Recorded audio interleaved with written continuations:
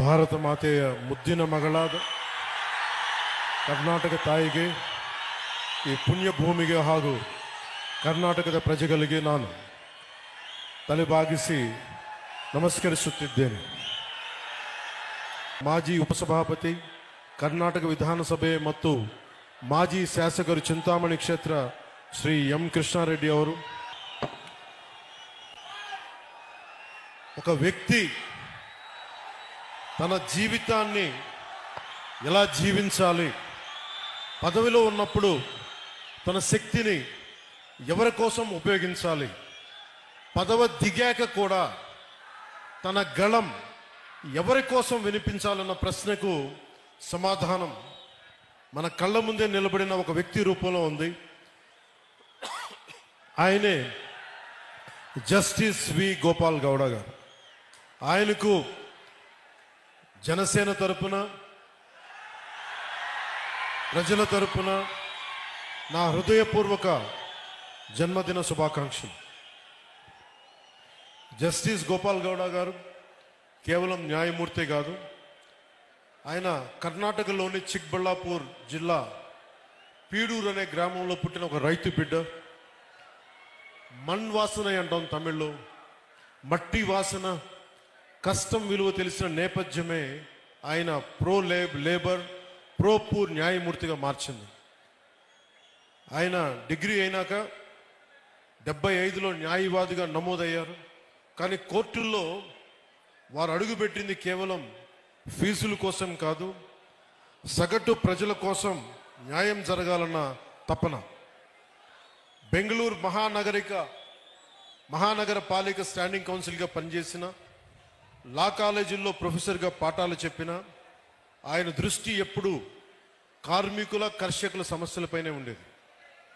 న్యాయ చరిత్రలో మైలురాళ్ళు జస్టిస్ గోపాల్ గౌడ గారు న్యాయపీఠంపై కూర్చున్నప్పుడు అది ధర్మాసనమైంది.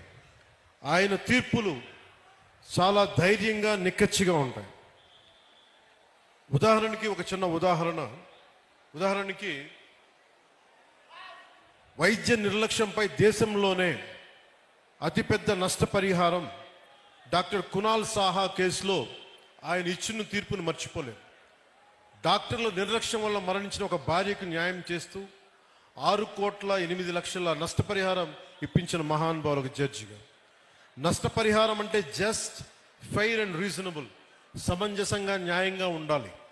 ఒక మనిషి ప్రాణం కోల్పోతే దానికి సరైన విలువ కట్టాలని దేశానికే ఆయన తీర్పు ద్వారా చాటి చెప్పారు.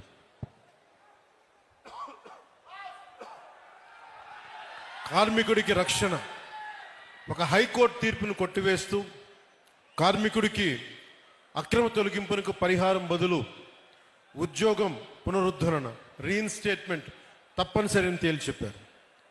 కార్మికుడికి ఉద్యోగం అంటే కేవలం జీతం కాదు, అది అతని గౌరవం, అతని భద్రత నిరూపించారు. రైతు భూముల్ని ఒక రక్షకులు వారు. పాత చట్టాల పేరుతో రైతుల భూముల్ని లాక్కోవటం ఎంతవరకు ధర్మం? భూసేకరణ చట్టం 2013లోని సెక్షన్ 24 పారాగ్రాఫ్ 2ను పటిష్టంగా అమలు చేస్తూ 5 ఏళ్లుగా పరిహారం చెల్లించని రైతుల భూములను అక్విజిషన్ ల్యాప్స్ చేసి తిరిగి వారికి అప్పగించారు. రైట్ టు లైఫ్ అంటే జీవించే హక్కు, అంటే జీవనోపాధి అని, రైట్ టు లైవ్లీహుడ్ అని ప్రభుత్వాలకి చాలా సున్నితంగా హెచ్చరించారు. అలాగే నాకు ప్రత్యేకించి జనసేన సిద్ధాంతాలకి ఆయన చాలా బలమైన సపోర్టర్, బలమైన మద్దతుదారు. జస్టిస్ గోపాల్ గౌడ గారు అంటే కేవలం రిటైర్డ్ సుప్రీంకోర్టు జడ్జి కాదు, ఆయన నేటికి ఏ పాలకుల్లో ఏ తప్పులు ఉన్నా కానీ రాజ్యాంగ ఉల్లంఘనలపై నిర్భయంగా గళమెత్తుతున్న ఒక నిత్య పోరాట యోధులు. ఆయన జనసేన సిద్ధాంతాలను, విలువలను ఎంతో గౌరవిస్తారు. అందుకే చాలా పరిస్థితుల్లో మేము చేసిన పోరాటంలో ఆయన పాలు పంచుకున్నారు. భూసేకరణ చట్టంపై కావచ్చు, నల్లమల యురేనియం తవ్వకాలు కావచ్చు, అలాంటి సమావేశాలు ఆయన ఇచ్చిన దిశానిర్దేశం మా పోరాటానికి బలం. ఇటీవల గత ప్రభుత్వాలు ఉన్నప్పుడు రాజధానుల ఆలోచనపై న్యాయపరమైన అంశాలను చాలా నిర్మోహమాటంగా, నిక్కచ్చిగా చెప్పారు. ఆయన ధైర్యం, ఆయన నిబద్ధత, ఆయన విలువలతో కూడిన రాజకీయం ఇవన్నీ జనసేన లక్ష్యాలు. యువ న్యాయవాదులకు, ప్రజానాయకత్వానికి, రాజ్యాంగాన్ని కాపాడాల్సిన అవసరాన్ని ఆయన నిరంతరం గుర్తు చేస్తారు.